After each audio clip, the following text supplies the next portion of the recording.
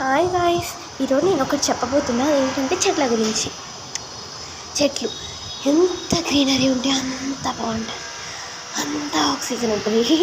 Just ఫన్నీగా చేశానండి, చాలా మంచి ఆక్సిజన్ అండ్ గ్రీనరీ వెళ్తుంది కదా. నేను ఎందుకు జూమ్ చేస్తున్నా అంటే తను మా అక్క అండి.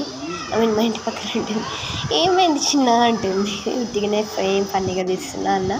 అండ్ ఇంకోటండి, పిల్లలకి పెద్దలు ఏదైనా పని చేస్తున్నప్పుడు హెల్ప్ చేసే గుణం ఉండాలి.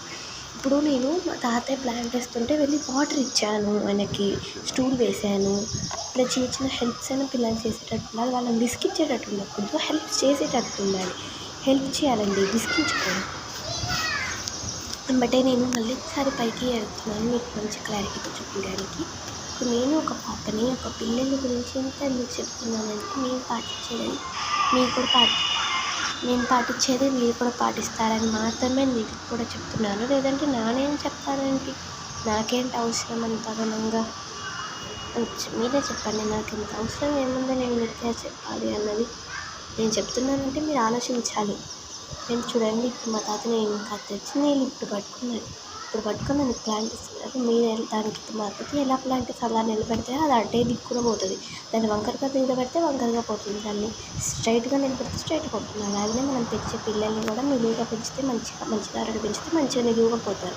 అడ్డదారిలో పెంచితే అడ్డంగా పక్కకు పోతారు. చూసారా, మీకు ఇప్పుడే అర్థమైంది. ఒక మామిడి చెట్టు అంతే ప్రతి వృక్షం అయ్యాక మార్చడండి. మొక్కగా ఉన్నప్పుడే దానికి వంకరపోతే తాడో మాడో కట్టేసి మంచిగా అలానే మంచిగా తాడో మాడో పెట్టి స్టాండ్ ఉంచుతున్నాను. ఎందుకంటే రేపు మానయ్యాక మా మీదకి రాకూడదని, అంటే అది పడిపోవడమో కూలిపోవడమో వంగిపోవడమో అట్లా జరగకూడదని ఈరోజు దానికి ఇబ్బంది అయినా స్ట్రైట్గా పెట్టాడు. రేపటి రోజు అది ఇబ్బంది పడదని. ఇప్పుడు మొక్క